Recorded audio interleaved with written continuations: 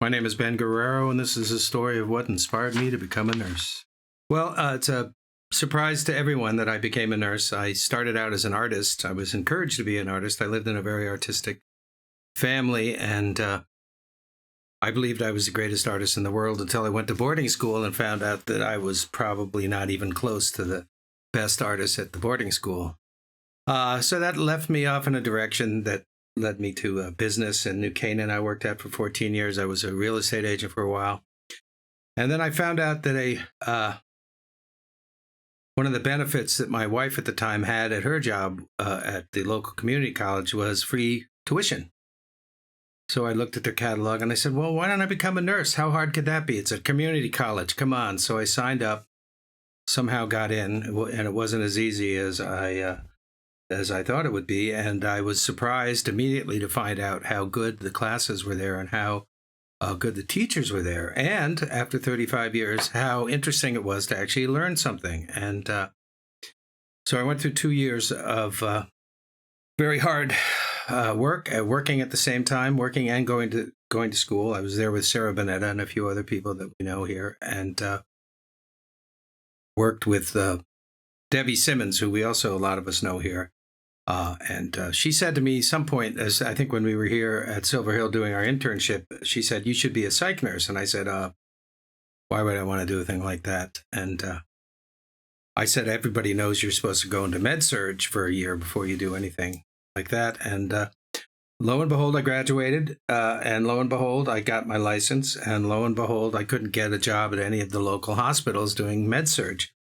But Bonetta again said, well, why don't you go to Silver Hill, see what's going on there? And I said, well, I went over, I called, I talked to Rich Giuliani and whoever the nursing director was at the time, and we had a little conversation. And on my way home, my phone rang, and it was Giuliani offering me a job. So I said, all right, here we go. I hadn't yet taken the NCLEX, so I said, Rich, I'm superstitious. I don't take the NCLEX till August. And he said, oh, that's all right. We can wait till then. But it was July now, and he would call me every week to find out when I was starting. So I don't know if they needed me. Possibly. Anyway, who would have thunk it? I walked in here and I found what I should have been doing. I was 52 years old at the time, and I found out that I had maybe, I don't want to say misspent 52 years, but it was like all of a sudden I found something that seemed to work with all the other qualities, if you want to call them, that I had. I lament my artistic pathway has been sort of veered off, but I have recently started dragging my artwork out and looking at it, thinking about maybe in my spare time, if I ever have any, to do some more art. But I did become a nurse, and I'm glad I became a nurse. And Who Thunk It Part 2, I became a nursing supervisor, which I wasn't thinking of doing. In fact, the nursing supervisor came to me one day and said, I'd like you to be a relief supervisor. And I said, oh, come on, man, you're kidding, right? And he said, no, I'm not kidding.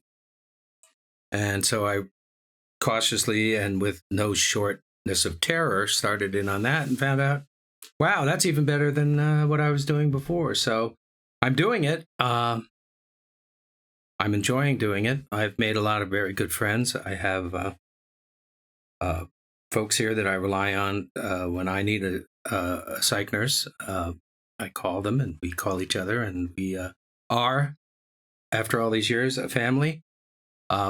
Might be dysfunctional at times, but we are. I challenge anyone to tell me who's got a functional family.